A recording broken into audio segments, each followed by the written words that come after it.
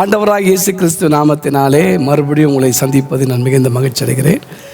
தேவனுடைய பிள்ளைகளே, நாட்களிலே விழித்திருங்கள் என்ற தலைப்பில் நான் முதல் வால்யூமில் பேசியிருப்பேன்.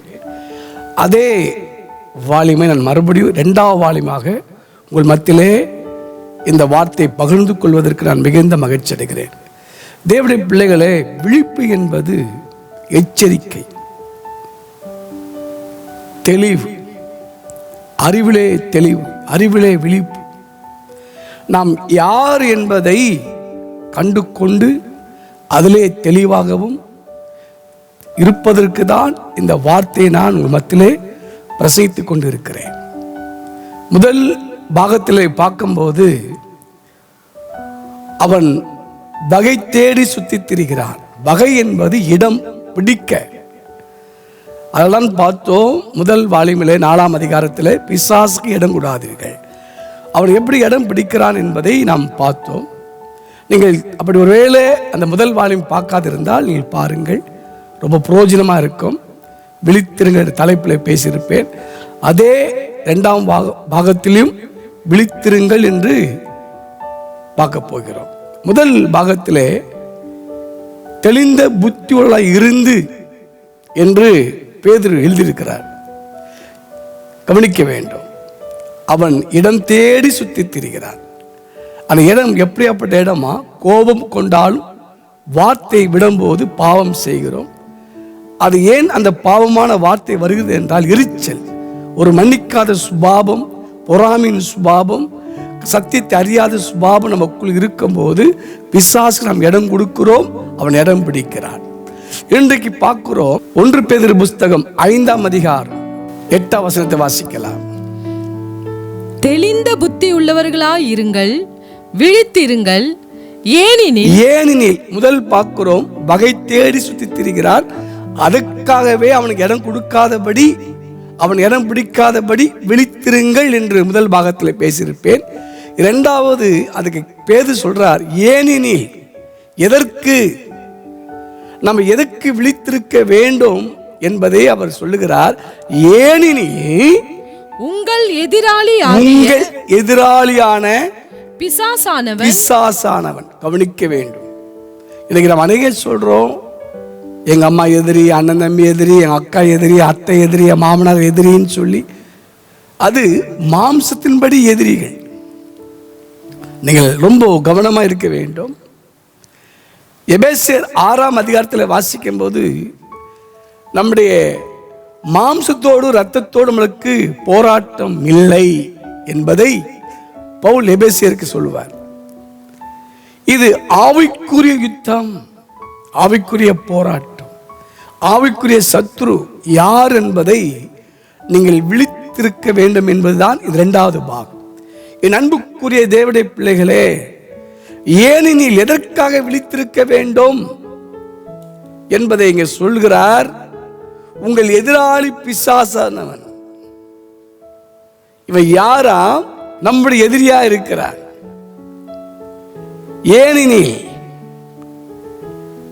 எப்படி ஐயா நம்ம எதிரியா மாறினான்?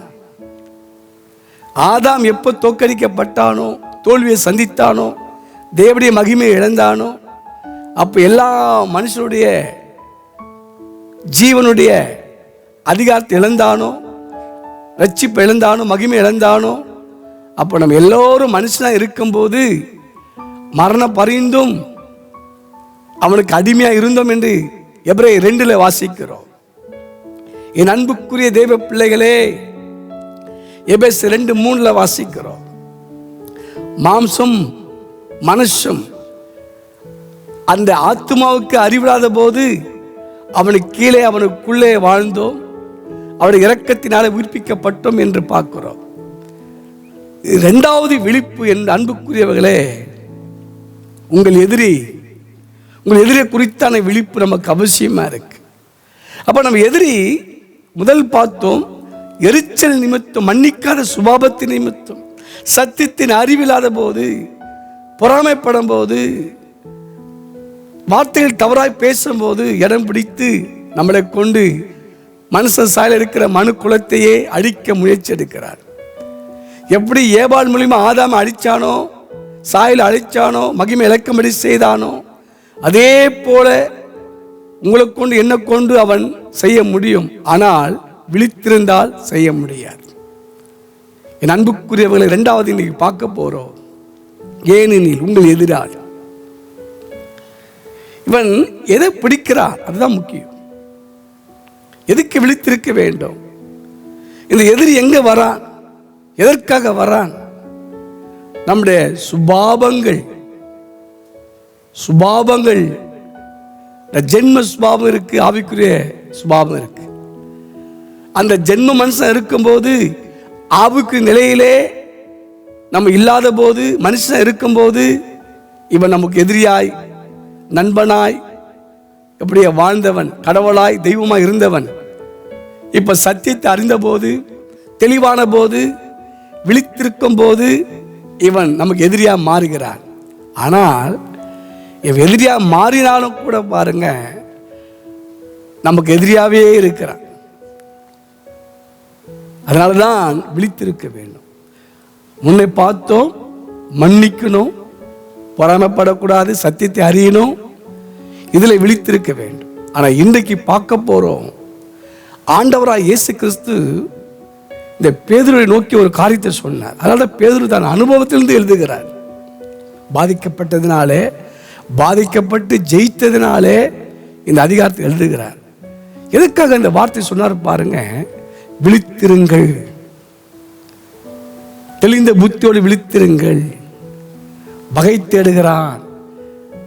யார் அவன்? உங்கள் எதிராளி. உங்கள் எதிராளி. இந்த எதிராளி கவனிக்க இரண்டாவது இடத்தை ஒன்று பிடிக்க முயற்சிடுகிறான்.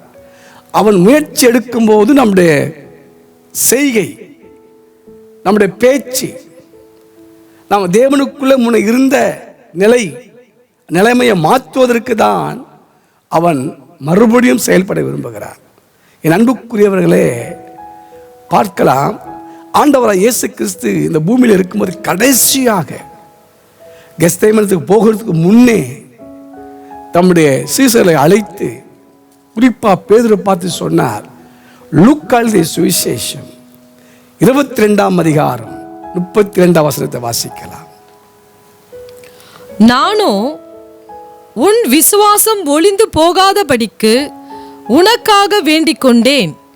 நீ குணப்பட்ட பின்பு உன் சகோதரரை ஸ்திரப்படுத்து என்றார். நீ குணப்பட்ட பின்பு உன் சகோதரனை ஸ்திரப்படுத்து என்றார்.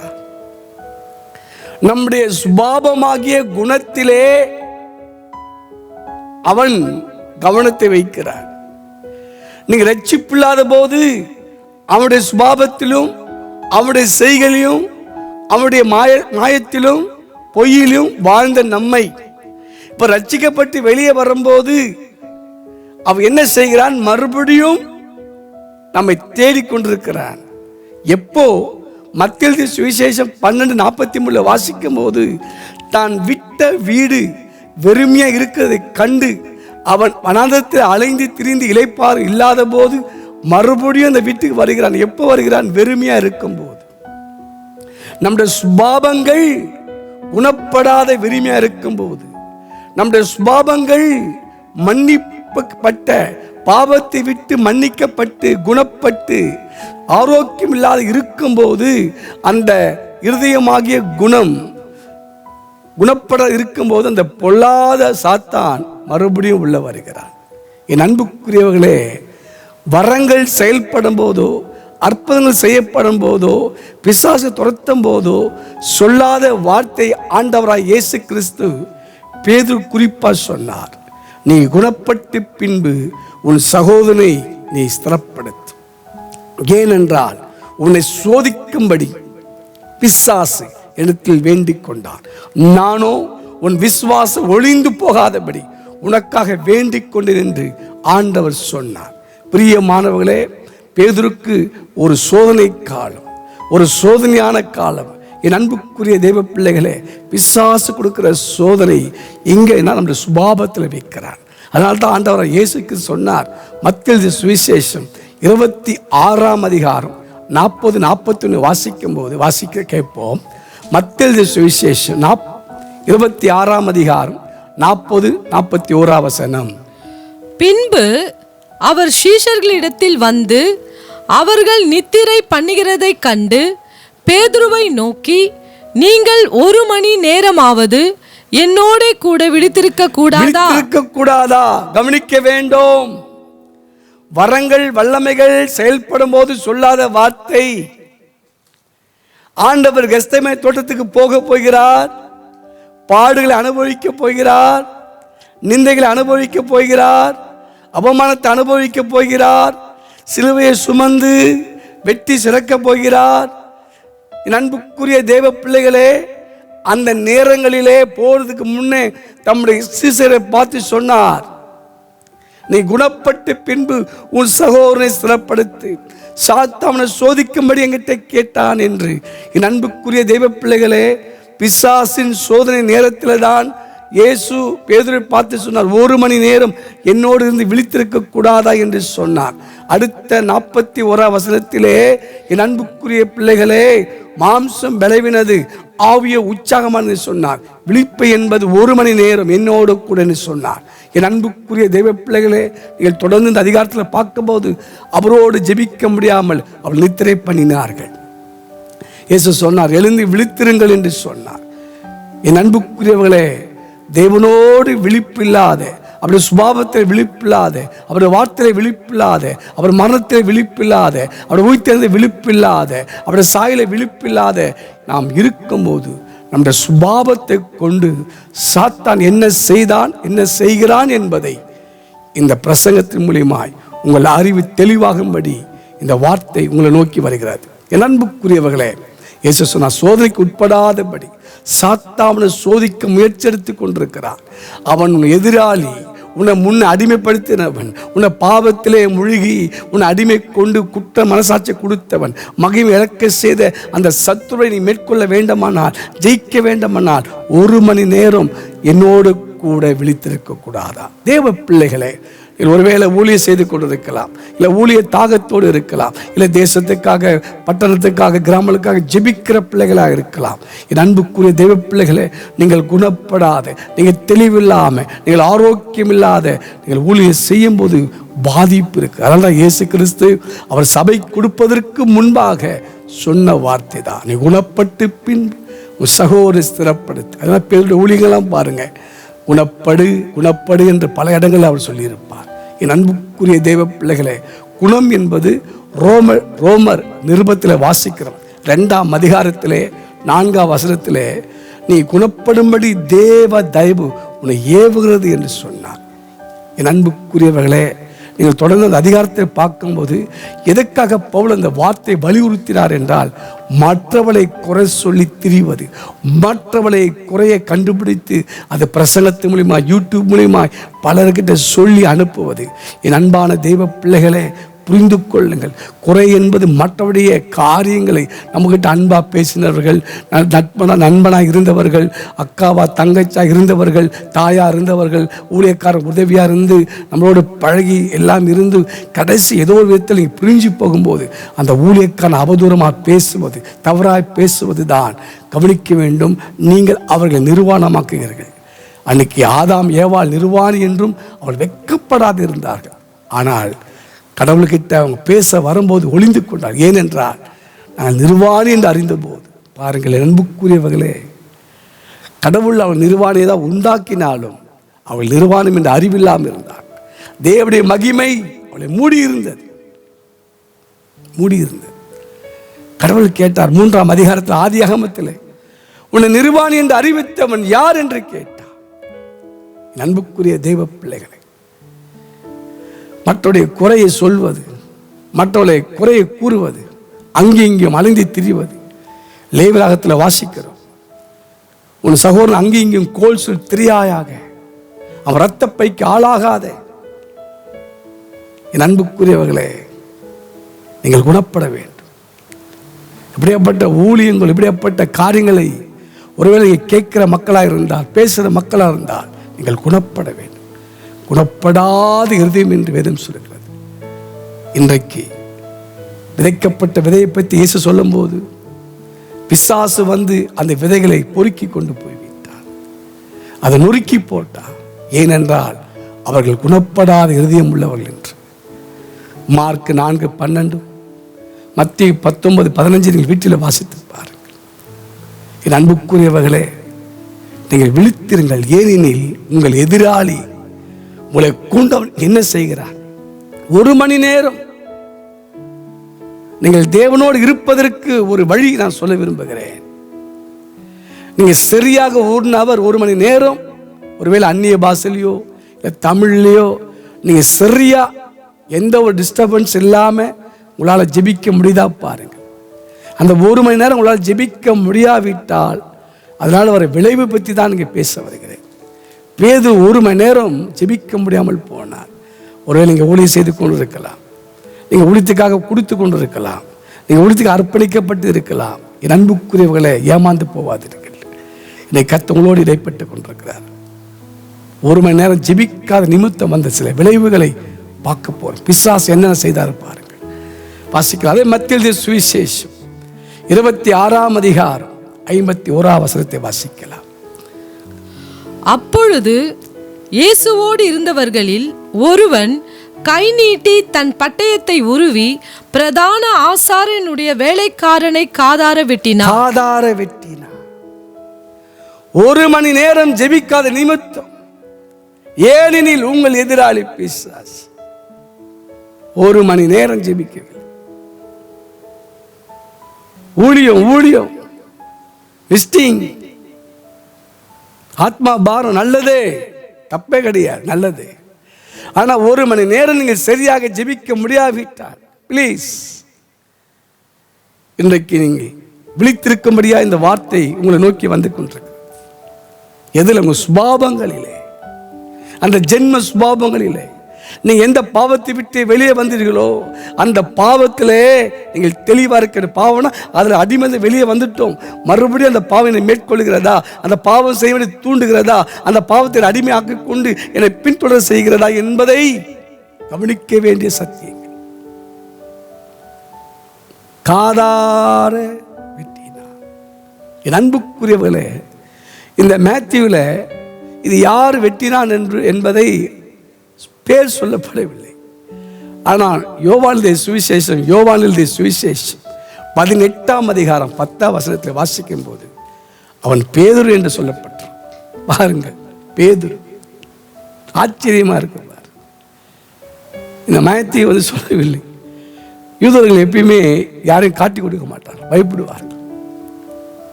ஆச்சரியம் பாரு, பேர் சொல்லப்படவில்லை. ஆனா யோவான் வெளிப்படுத்துகிறார். பேதுரு. நீ யோசித்து பார்த்தீங்களே, எப்பயாவது ஒரு தலைவனோ இல்லை உங்க தகப்பனோ ஒரு தாயோ ஒரு 4-5 ரவுடிகளோ ஒரு சாதாரண ஒரு மனுஷன் வந்து அடிக்க வரான், நீங்க கோவப்பட்டு என்ன பண்ணுவீங்க? ஒன்று கையை வெட்டணும், இல்லை காலை வெட்டணும், ஏதோ ஒரு தலையில் அடிக்கணும். இந்த பேதுரு குறிப்பா காதார வெட்டினார். யோசித்து பார்த்தீங்க, எப்பயாவது இந்த பிரசங்கத்தை கேட்டிருப்பீங்களா? இல்லை வசனத்துடைய அறிவு உங்களுக்கு வந்திருக்குமா? இன்னைக்கு கர்த்தர் உங்களோடு பேசி கொண்டிருக்கிறார். உடைய சுபாவத்தை குறித்து ஒரு விழிப்பு அவசியம். இந்த பேதுரு கையை காலை வெட்டி இருக்கணும், ஏன்னா தேவன் மேல அன்பான மனுஷன்.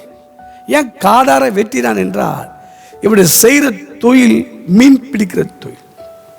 உங்களுக்கு தெரியும், பொதுவாக மீன்களை நம்ம வாங்கும் போது அந்த 2 மீனுடைய காதை தான் வெட்டுவார்கள், அந்த செவலை வெட்டுவார்கள்.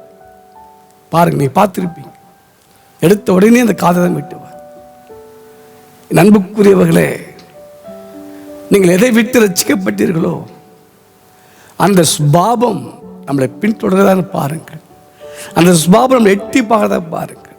அந்த சுபாவம் நமக்குள்ள செயல்படுறதா பாருங்கள். அதான் ஜென்ம சுபாவம் உள்ள மனுஷன். யூதா சொல்லுவார், அந்த ஜென்ம சுபாவம் மனுஷனுக்கு ஆவி இல்லையா? கிறிஸ்துவின் ஆவி உள்ளவன் ஜீவன் உள்ளவன்.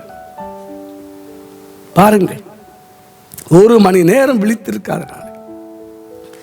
அந்த சுபாவத்தை சாத்தான் தூண்டி விடுகிறான். நீ ஒருவேளை ஒரு கொலைகாரனாய், ரவுடியாய், பிக் பாக்கெட்காரனாய், இல்லை ஒரு மந்திரவாதியாய் எந்த பாவத்தை விட்டு நீங்கள் ரட்சிக்கப்பட்டீர்களோ, ரட்சிப்பு ரொம்ப முக்கியமானது. ரட்சிப்புக்கு முன்பாக நீங்கள் குணப்பட வேண்டும். குணப்பட வேண்டும். அப்போஸ்தலர் 8:22-17 வாசிக்கிறோம். சீமோன் என்ற ஒரு மந்திரவாதி சமாரியா முழுவதும் தன் கைக்குள்ளே வசப்படுத்தி வைத்திருந்தார். அவனை கடவுள் என்று, சக்தி என்று நினைத்துக் கொண்டிருந்தார்கள் சமாரியா மக்கள். பிலிப்பு என்ற தேவனுடைய மனிதன் கடந்து போய் கிறிஸ்துவை அங்கே பிரசங்கித்து இயற்கைக்கு அப்பாலப்பட்ட அற்புத அடையாளங்களை செய்து அவரே மெய் தேவன் அறியும்படி செய்தார்.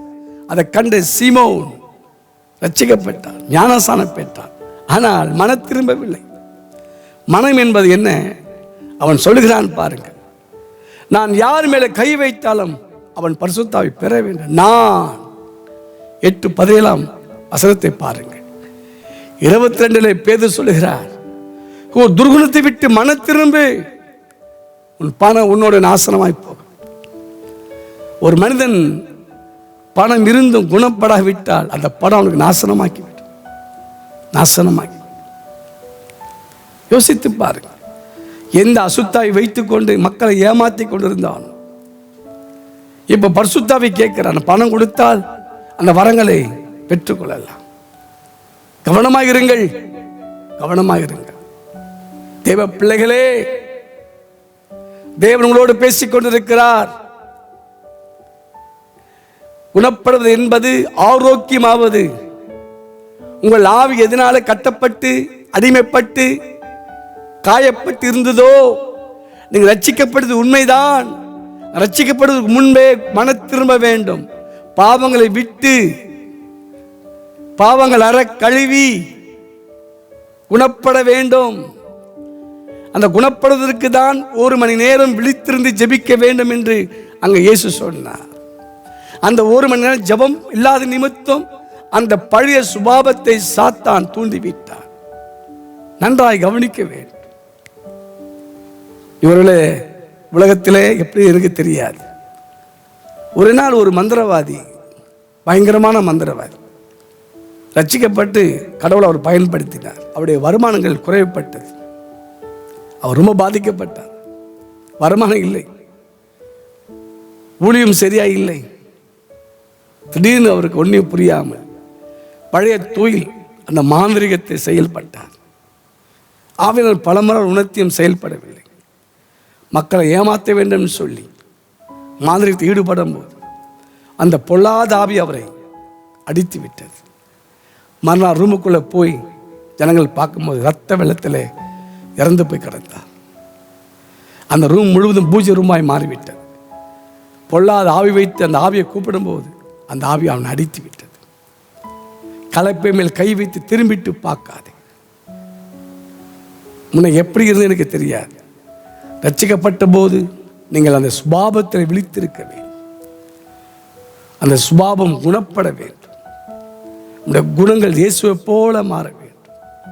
அதுக்கு தான் 1 மணி நேரம் முடிந்தால் அந்நிய பாஷை ஜெபம் பண்ணுங்கள். அந்த 1 மணி நேரம் அந்நிய பாஷை உங்களால் ஜெபிக்க முடியாது. தமிழில் ஜெபம் பண்ணுங்கள். இயேசுவோடு இருப்பதற்கு அந்த 1 மணி நேரம் உங்களால் முடிந்தால் செயல்படு. முதல் அப்படி ஜெபிக்கும் போது உங்களுடைய சுபாவம் கடவுளை போல.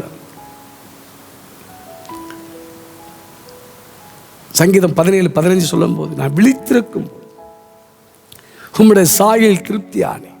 பாருங்கள், அவர் சாயல், அவருடைய சுபாவத்தில் திருப்தியானே. மத்தியில் இயேசு சொன்னார் 11ஆம் அதிகாரத்தில், இடத்தில் வாருங்கள், நான் சாந்தமும் மனத்தாழ்வு. 1 பேதுரு 3ஆம் அதிகாரத்தில் 4, 5, 6 ஒரு பெண்களை குறித்து பேதுரு எழுதுகிறார். ஒரு பெண்களுக்கு அலங்காரம் அந்த குணங்கள் அமைதி முதல். ஏனெனில் உங்கள் எதிராளி எங்கே வருகிறான்? உங்களுடைய ஜென்ம சுபாவத்தை அவன் தொட விரும்புகிறான். அதை ஜெயிப்பதற்கு முதல் படி இயேசுவோடு விழித்து அவரை போல மாற விழித்திருங்க. 2வது பாருங்கள், அந்த 1 மணி நேரம் ஜெபம் இல்லாதனால ஜெபிக்க முடியாதனால நடந்த சம்பவங்கள். அதே மேத்யூ சுவிசேஷம் 26:58 வாசிக்கலாம். பேதுரு தூரத்திலே அவருக்கு பின் சென்று, போதும், நன்றாக நீங்க கவனிக்க வேண்டும். யோவான் எழுதிய சுவிசேஷம் 6ஆம் அதிகாரத்தில் வாசிக்கிறோம். 66, 67, 68 6ஆம் அதிகாரத்தில் இயேசு தன் மாம்சத்தை பற்றி சொல்லுகிறார். என் மாம்சத்தை பானம் பண்ணுகிறவனுக்கு நித்திய ஜீவன் உண்டு. இதை கேட்ட சீசர்கள் அவருக்கு பின்னாக சென்றார்கள். ஆனா பேதுரு வந்து சொல்லுகிறார், ஆண்டவரை யாருமே பிட்டு போனால் நான் போக மாட்டேன், உம்மை நான் பின்பற்றுவேன். எவ்வளவு பெரிய வார்த்தை கவனிக்க. யாருமே விட்டு போ, நானுமே பின்பற்றுவேன், எல்லா சூழ்நிலை பின்பற்றுவேன். அப்படியாப்பட்ட உடன்படிக்கை, அப்படியாப்பட்ட வைரக்கு கொண்ட பேதுரு. ஆனால் இங்கே பார்க்குறோம், தூரம் பின் சென்று. எவ்வளோ ஒரு கஷ்டமான விஷயம் பாரு. 1 மணி நேரம் விழித்தாவிட்டால் தேவனோடு இந்த நட்பு, தேவனோடு இந்த ஐக்கியம், தேவனோடு இந்த உறவுகளை நம்ம ரொம்ப கண்காணிக்க வேண்டும். தூரம்.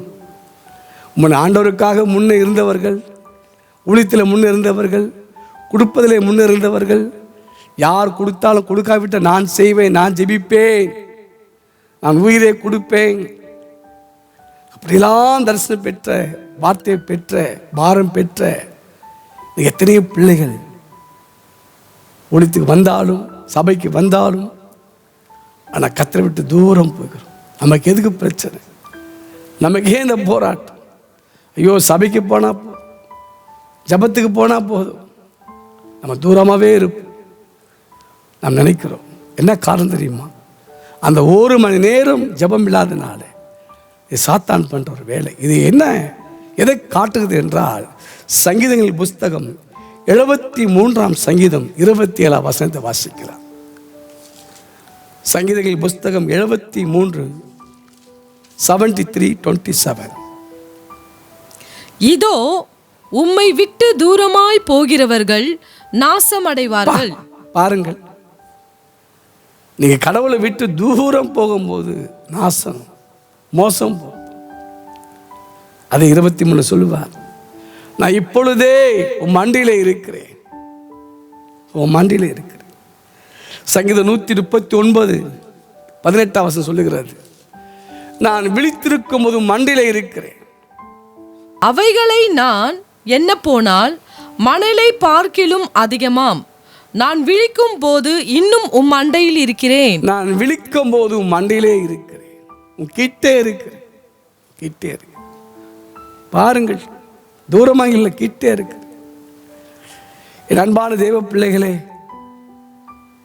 நீ விழித்து இயேசுவோடு விழித்திருந்தால், ஏனப்பா நான் நாசனமாக போகக்கூடாது, என் ஊழிய நாசனமாக போகக்கூடாது, என் பிள்ளைகள் நாசனமாக போகக்கூடாது, என் நம்பி வந்த ஆத்துமாக்கள் நாசனமாக போகக்கூடாது, கடவுள் கொடுத்த தரிசனங்கள் நாசனமாக போகக்கூடாது, அழிஞ்சு போகக்கூடாது. அதுக்காகவே நான் மண்டிலே இருக்கிறேன், அவர் சமூகத்தில் இருப்பது புரிந்து கொள்ளுங்கள். ஏனெனில் உங்கள் எதிராளி முதல் சுபாவங்களில் கையை வைக்கிறார். 2வது, அவரை பின்பற்ற வேண்டிய காரியத்தை விட்டு தூரம் போகும்படி செய்கிறார். அதே 3ஆம் காரியத்தை பார்க்க போறோம். மத்தேயு சுவிசேஷம் 26:58 வாசிக்கலாம். பேதுரு தூரத்திலே அவருக்கு பின் சென்று பிரதான ஆசாரியனுடைய அரண்மனை வரைக்கும் வந்து உள்ளே பிரவேசித்து முடிவை பார்க்கும்படி சேவகரோடே உட்கார்ந்தான். ஆமென். பாருங்கள், தூரம் பின் சென்றார். இப்போ என்ன நடக்க போகுது? இயேசுக்கு என்ன ஆக போகுது? பதட்டப்படாம உள்ளே வந்து, எங்கே இயேசுவை பரிகாசம் பண்ணக்கூடிய இடம், இயேசுவை நிந்திக்கிற இடம், இயேசுவை பரிகாசம் பண்ணி அடிக்கக்கூடிய இடம், அவமானப்படுத்தக்கூடிய இடம், இயேசுவை குறித்து அவதூறமாக பேசுகிற இடம், இயேசுவை மறுதலிக்கக்கூடிய இடம், பிரவேசித்தார். யோசித்து பாருங்கள். பிரவேசித்து உட்கார்ந்தான். தெய்வ சமூகத்தில் அமர்ந்திருக்க வேண்டிய தேவனுடைய மனுஷனே, மனுஷியே, தெய்வ பிள்ளைகளே, 1 மணி நேரம் ஜெபம் இல்லாதனாலே, நீங்கள் விழித்திருந்து அவரோடு கூட இல்லாதனால வர சோதனைகள், தெய்வ பிள்ளைகளோடு பரிசுத்தவனோடு உட்கார்ந்து அமர்ந்து தேவனுடைய வார்த்தை கேட்டவர்கள் இன்னைக்கு டிவிக்கு முன்பாக, உலகத்துக்கு முன்பாக, பரிகாசம் பண்ற இடத்துக்கு முன்பாக, கடவுளை மறுதலிக்கிறதுக்கு முன்பாக, மனுஷனுக்கு முன்பாக உட்கார்ந்து கொண்டிருக்கிறோம். யோசித்து பாருங்க. யோசித்து அப்படியேப்பட்ட பேதுரு கிடையாது. இங்கே நீங்கள் பார்க்கும்போது உள்ளே பிரவேசித்து உட்கார்ந்தான், முடிவை பார்க்கும்படி. ரட்சிக்கப்பட்ட ஒரு காலங்களிலே குடிகார நண்பனை விட்டு பிரிந்தவர்கள், உலக மக்களை விட்டு பிரிந்தவர்கள், உலக சிநேகித்தை விட்டு பிரிந்தவர்கள். இந்த பேதுரு பாருங்க, உள்ள போவதற்கு அனுமதி இல்லாமல் போக முடியாது. உள்ள போன காரணம் என்ன? யோவான் சுவிசேஷத்தில் 18ஆம் அதிகாரம் வாசிக்கலாம், கேட்போம். 15ஆம் வசனத்தையும் 16ஆம் வசனத்தையும் வாசிக்கலாம். சீமோன் பேதுருவும் வேறொரு சீஷனும் இயேசுவுக்கு பின் சென்றார்கள். அந்த சீஷன் பிரதான ஆசாரியனுக்கு அறிமுகமானவனாய் இருந்ததினாலே அப்போ முன் நட்பு, முன்னே உறவு, சிநேகம், இப்ப கடவுள்கிட்ட இருக்கும்போது பிரிந்த சிநேகத்தை மறுபடியும் சேர்த்து விட்டார்.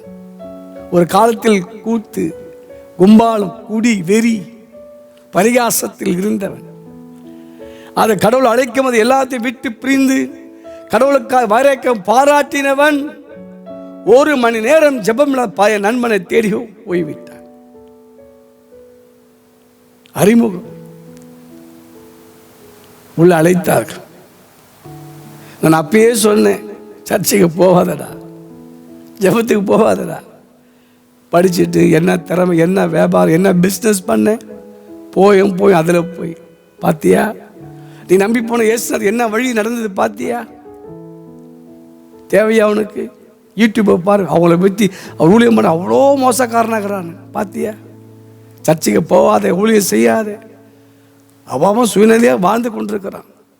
குடும்பம் மாதிரி எப்படி இருக்குது? ஏமாற்றி கொண்டிருக்கிறான், அதை பண்ணி கொண்டிருக்கிறான், இதை பண்ணி கொண்டிருக்கிறான். யோசித்து பாருங்கள். கர்த்தருடைய வைராக்கியம் அப்படியே குறைகிறது. சங்கீதம் 1:1 வாசிக்கும்போது, பரிகாசக்கார உட்காரத்தில் உட்காராமல் பரிகாசத்தில் கவனிக்க வேண்டும். இந்த பரிகாசம் பண்ற விடத்திலே ஞானம் இருக்காது, சத்தியம் இருக்காது. அப்படியாப்பட்ட இடத்துல போய் உட்கார்ந்து பேதுரு, ஆச்சரியமான காரியம் பாருங்க. இன்னைக்கு 1 மணி நேரம் ஜெபம் இல்லாதனால உங்க வாழ்க்கையிலே நடக்கிற சம்பவத்தை நான் பேசிக்கொண்டிருக்கிறேன். இன்றைக்கு நீங்கள் குணப்பட வேண்டும். கர்த்தர் கடைசி நாட்களிலே நீங்கள் கர்த்தரை விட்டு இந்த பழைய சுபாவம், தூரம், பழைய நண்பனை தேடிக்கொண்டு ஓடிக்கொண்டு வெறுத்த அது பாவ வாழ்க்கை, வெறுத்த நட்பு, வெறுத்த அந்த உறவுகளை, உலக சிநேகத்தை மறுபடியும் தேடிக்கொண்டிருக்கிறீர்களா? வேதம் சொல்லுகிறது, உலக சிநேகம் தேவனுக்கு பகை. பகைத்த அந்த காரியத்தை, தேவன் வெறுத்த அந்த காரியத்தை நீங்கள் மறுபடியும் தேடிக்கொண்டிருக்கிறீர்களா? அமெரிக்கா தேசத்தில் ஒரு காரியத்தை நான் கேள்விப்பட்டேன். ஒரு பெரிய கிளப், ஒரு குள்ள மனுஷன், அந்த மனுஷன் வந்தாதான் அந்த கிளப் மகிழ்ச்சியா இருக்கு, அவ்வளோ மகிழ்ச்சியா இருக்கு. ஒரு நாள் அவர் இல்லாவிட்டால் அந்த மகிழ்ச்சியா இருக்கார் கிளப்ல. திடீரென்று ஒரு நாள் அவர் துக்கத்தோடு வந்தார். மகிழ்ச்சியை காண முகத்தில், மகிழ்ச்சியை காண. எல்லாரும் அவர் கேட்டார்கள், என்ன ஆச்சுன்னு சொல்லி. எனக்கு மனசு சரியில்லை என்று சொல்லி போய் வீட்டுக்கு போய் விட்டார். ஒரு நாள் யாரோ ஒரு தேவனுடைய மனுஷன் ஊழியக்க சந்தித்து இயேசு குறித்து சொன்னார். சொல்லும்போது அந்த கிளப்புக்கு போற காரியங்களை, குடி, வெறி, களியாட்டங்கள் இருக்கிற இடத்துல போகாமல் நின்று விட்டார். மகிழ்ச்சி மறுபடியும் வந்து விட்டார், போகவில்லை. நன்றாக கவனிக்க வேண்டும். அவருடைய மகிழ்ச்சி போன காரணத்தை சொன்னார். அவர் குதிரையில் போகும்போது ஒரு கருத்த உருவம் அவரை பார்த்து பேசினது. இதே இடத்துல உன்னை நான் கொள்ளுவேன், உன்னை சாகடிப்பேன் என்று சொன்னார். அந்த வார்த்தை அவர் உள்ளத்தை உடைத்து மன சோர்வடைந்தார். என் அன்புக்குரியவர்களே, ஒரு நாள் இயேசுவை ஏற்றுக்கொண்டு மகிழ்ச்சி அடைந்து அந்த கிளப்புக்கு போகிறதை விட்டு விட்டார். சில கஷ்டங்கள் அவர் தேடி வந்தது, அவரால் முடியவில்லை, வருமானம் இல்லை. கிளப்லேயும் மக்கள் அவர் இல்லாத யாரும் வருவதில்லை. அந்த ஓனரை தேடி போய் உங்களுக்கு சம்பளத்தை அதிகமாக கொடுக்குறேன்னு சொல்லி பேசி அவர் அழைத்தார்கள். மறுபடியும் அந்த பழைய வாழ்க்கை கடந்து போய் மகிழ்ச்சியோடு இருந்தார். மக்கள் மகிழ்ச்சி அடைந்தார். ஆனால் இவர் வாழ்க்கையில் மகிழ்ச்சி இல்லை. மறுநாள் அவர் மனுஷன் அந்த கிளப்புக்கு வரவில்லை. ஏனென்றால் சாத்தான் அவர் எங்கே சந்தித்து இதே கொன்று போடுன்னு சொன்ன அதே இடத்துல மறித்திருந்தார். என் அன்புக்குரிய தெய்வ பிள்ளைகளே, இன்றைக்கு எதை நீங்கள் வெறுத்து வெளியே வந்தீர்களோ அதை தேடி போகாதீர்கள். நீங்கள் போகக்கூடிய காரணம் என்ன? உங்களுக்குள்ள 1 மணி நேரம் இயேசோடு விழித்திருங்கள். பழைய ஆதாம் தான் ஜென்ம மனுஷன், பாவப்பட்ட மனுஷன், கர்த்தரை விட்டு தூரம் போன மனுஷன், பிசாசோடு சத்தத்தை கேட்கிற மனுஷன். நீ விழித்திருக்கும் போது இயேசு கிறிஸ்து மூலியமாய் பிதாவின் சத்தத்தை கேட்க உங்களால் முடியும். 4ஆவதாக பாருங்கள், அதே மத்தேயு சுவிசேஷம், மத்தேயு சுவிசேஷம் 26ஆம் அதிகாரம் 71ஆம் வசனத்தை வாசிக்கிறோம். அவன் வாசல் மண்டபத்திற்கு போன பொழுது வேறொருத்தி அவனை கண்டு, இவனும் நசரேயனாகிய இயேசுவோட கூட இருந்தான் என்று. இவனும் பாருங்கள், அந்த அரண்மனைக்குள்ளே பிரவேசித்து உட்கார்ந்து என்ன முடிவுன்னு பார்க்கும்போது முடிவு இவனுக்கு வந்து விட்ட. இவனும் இயேசுவோடு இருந்தவன் ஒருவன் அல்லவா? நடந்த சம்பவத்தை பார், தொடர்ந்து அதே வசனத்தை வாசிங்க. அதற்கு பேதுரு அவன், நீ சொல்கிறது எனக்கு தெரியாது என்று எல்லாருக்கும் முன்பாக மறுதலித்தான். அவன் வாசல் மண்டபத்திற்கு போன பொழுது வேறொருத்தி அவனை கண்டு, இவனும் நசரேயனாகிய இயேசுவோட கூட இருந்தான் என்று அங்கே இருந்தவர்களுக்கு சொன்னாள். அவனோ, அந்த மனுஷனை நான் அறியேன் என்று ஆணையிட்டு மறுபடியும் மறுதலித்தான். கவனிக்க வேண்டும் அன்புக்குரிய தெய்வ பிள்ளைகளே, சுபாவம், பழைய சுபாவம், தூரம், பரிகாச கூட்டங்கள். 4வது, நான் அறியே. என் அன்புக்குரிய தெய்வ பிள்ளைகளே, கேட்க வேண்டிய சத்தியங்கள் இது. கண்ணீரை துடைப்பார், வேதனை நீப்பார். கேட்கிற நல்லதுதான், உண்மை. உங்களை கொண்டு தேவ திட்டம் நிறைவேறுவதற்கு தான் தேவன் உங்களோடு பேசிக் கொண்டிருக்கிறார். யோவான் 6:69 வாசிக்கும் போது, நான் விட்டு எங்கே போவேன்? நீ ஜீவனுள்ள தேவனுடைய குமாரன் என்று, கிறிஸ்து என்று ஆணிதரமாய் சொன்ன பேதுரு. மார்க் 8 வாசிக்கிறோம், நீ கிறிஸ்து அல்லவா என்று உறுதியாய் சொன்ன பேதுரு.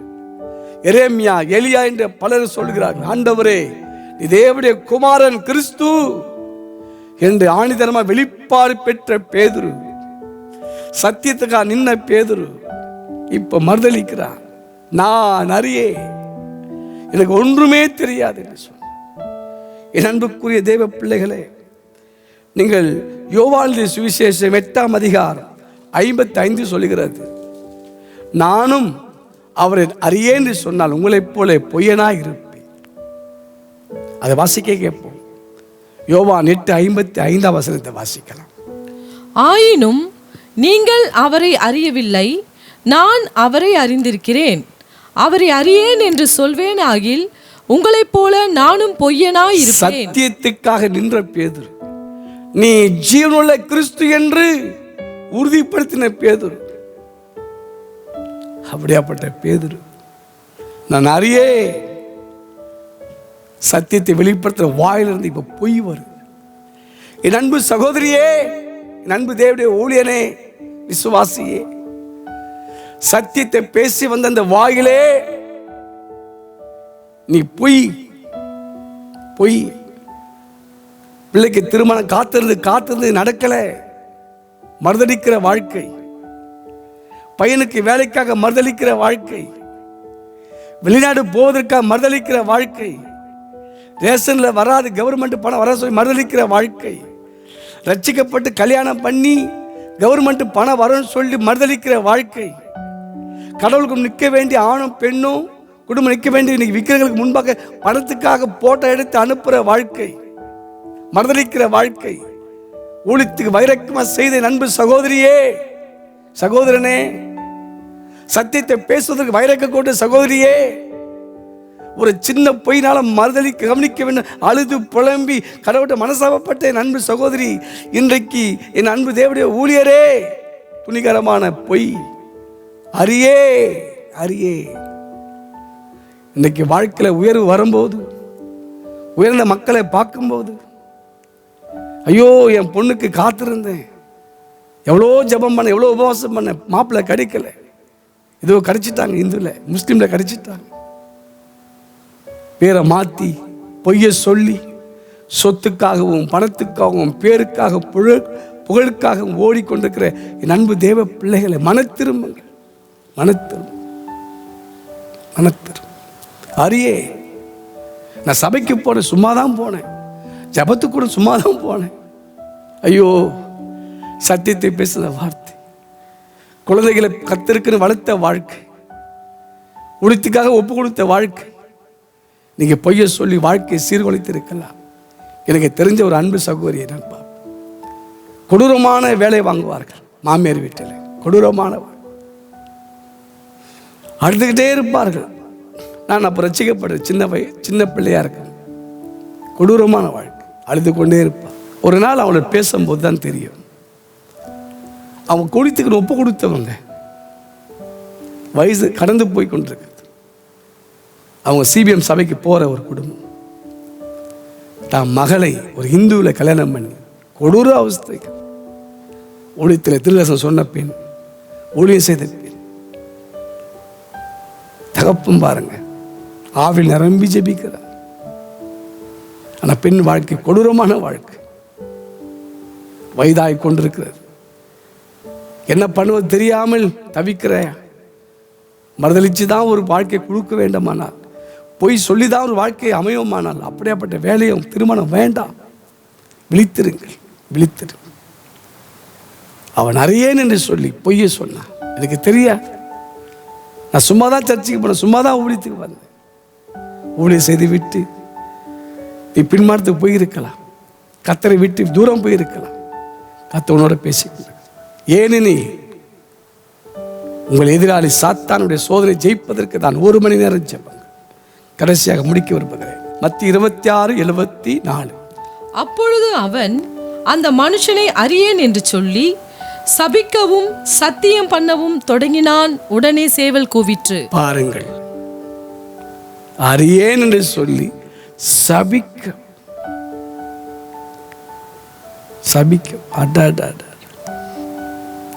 அவனுக்கு எனக்கு சம்மதமே கிடையாது, சம்மதமே கிடையாது. யோசித்து பாருங்க, நான் உயிரை காப்பாற்றுவதற்கு, தான் குடும்பத்தை காப்பாற்றுவதற்கு என்ன நடக்குது பாரு. அவன் நல்லாவே இருக்க மாட்டான். மண்ணை தூவி வாருவது, அடிப்பது, தவறாய் பேசுவது. என்னை கூட பல பேர் சொன்னார்கள், சங்கர் அவ்வளோதான், ஊழியம் அவ்வளோதான், அவன் எதுக்கு ஊழியம் செய்ய வேண்டும்?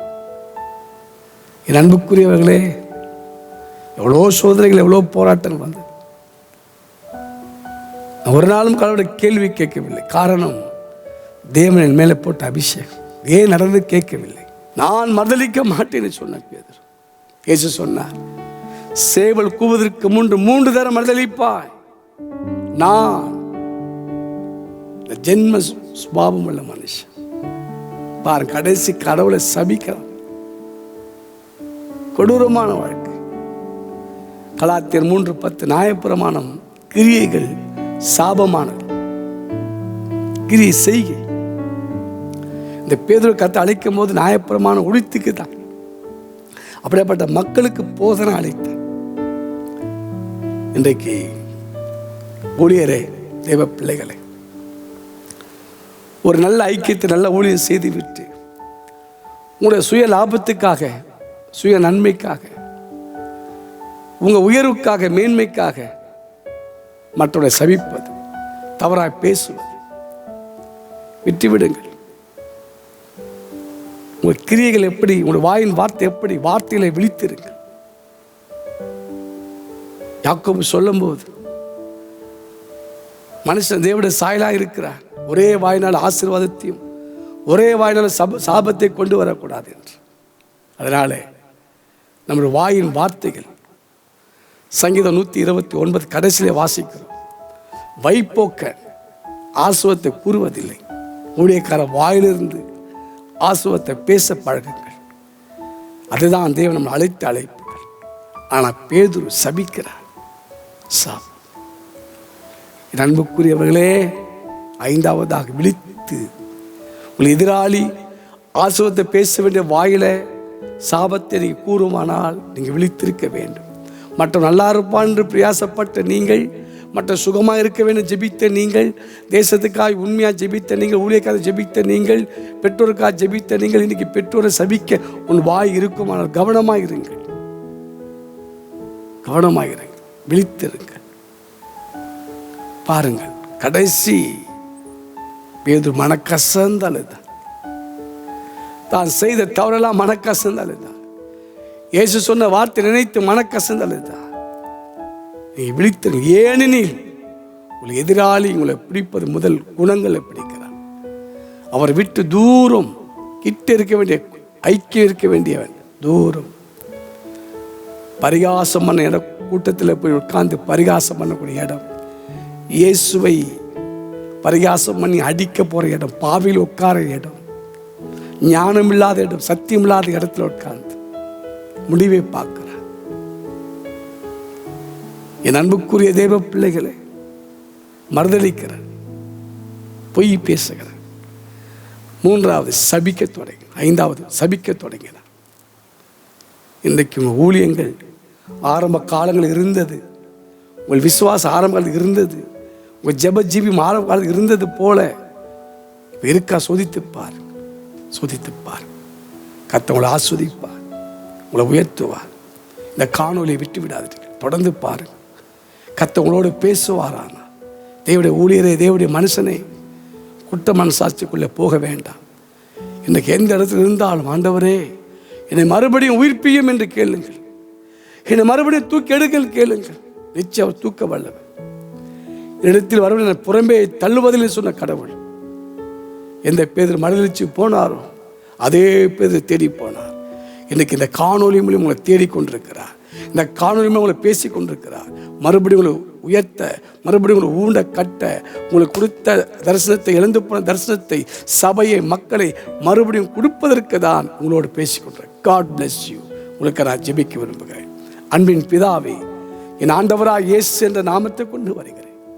இந்த காணொலி மூலம் கேட்கிற இந்த செய்தியை ஆண்டவரை விட்டு விடாதபடி, இந்த காணொலியை கேட்டு ஆண்டவரை ஊழியரோ விசுவாசியோ ஆரம்ப காலத்தில் இருந்த அந்த வைராக்கியமுள்ள அந்த அபிஷேகம், விசுவாசம், ஜெபம், தரிசனத்தோடு வாழ்ந்தவர்கள் மறுபடியும் துளித்து எழும்படியா நான் பேசுகிறேன். ஆசீர்வதி. அன்றைக்கி பேதுரு மகிழ்ச்சி போனாலும் அவரை மறுபடியும் தூக்கி நிறுத்தி ஒரு அப்போஸ்தலன், முதல் அப்போஸ்தலன் மாற்றி உருவாக்கி வைத்த தெய்வமே, இந்த செய்தி மூலியமாய் இழந்த தரிசனத்தையும், ஊழியத்தையும், ஐக்கியத்தையும், குடும்பத்தையும் மறுபடியும் திருப்பிக் கொள்ள உதவி செய்தார். ஆசீர்வதியும். கேட்ட ஒவ்வொரு உள்ளத்தை கிரிய நடப்பிக்க வேண்டும் என்று ஜெபிக்கும். ஆசீர்வாதத்தோடு இருக்க உதவி செய்யும். இயேசு கிறிஸ்துவின் நாமத்தில் ஜெபிக்கிறோம் பிதாவே. ஆமென். God bless you.